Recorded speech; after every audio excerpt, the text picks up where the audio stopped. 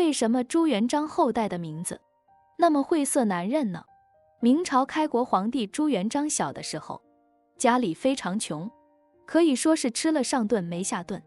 小的时候，他给一个地主家放牛，后面闹饥荒，他父亲和他哥哥都死了，甚至没钱埋他们，还是某个地主老爷子施舍了一块薄地，给他埋葬爹兄。后来稍长大些，他跑去了当和尚。在后来的事情大家都知道了，他跟着人造反，参加了革命，最后朱元璋是扫灭群雄，推翻了元朝统治，自己当了皇帝。当皇帝了吗？天下老子第一了。于是这朱元璋就寻思翻翻族谱，看看有哪个显赫的祖先没有，有的话呢，还可以拉出来吹吹牛。结果这一看族谱呢，往上数十八代都是贫农，这怎么办呢？他又想着来攀附个古贤圣人，罩住自己的面子，比如李唐王朝，就找了李耳老子来当祖宗。朱元璋那会就寻思着找朱圣人朱熹来当祖宗，但是后来突然有一天，他碰到了一个姓朱的小官，他就问人家：“你是不是朱熹的后代呀？”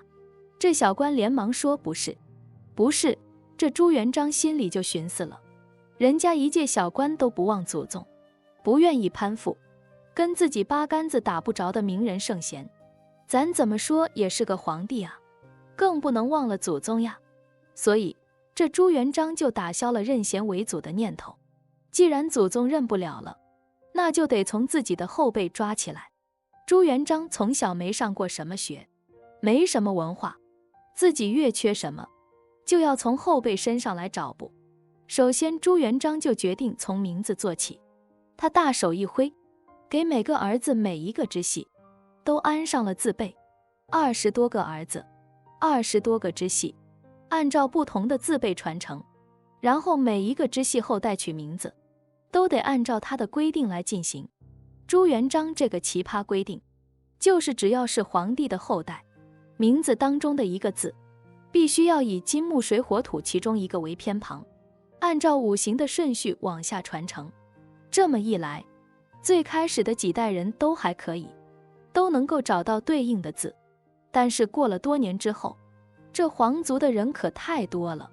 明朝灭亡的时候，整个朱家皇族有将近100来万人，你说这么多的人有这么多的字对应吗？汉字都没那么多呀，而且这名字也不能重复。所以这老朱家的皇亲国戚们就想到了一个好办法，那就是自己造字。造着造着就出现了很多没见过的字，所以老朱家的后代名字有大把的生僻字，而且有的字在新华字典上还查不到。查不到的这些字，可能当时的人会读，但是却为难了后来人呢。这么多稀奇古怪的名字，到底该怎么读呢？这也是历史界一个非常有意思的问题。欢迎关注我的频道，这样就不会错过更多精彩内容。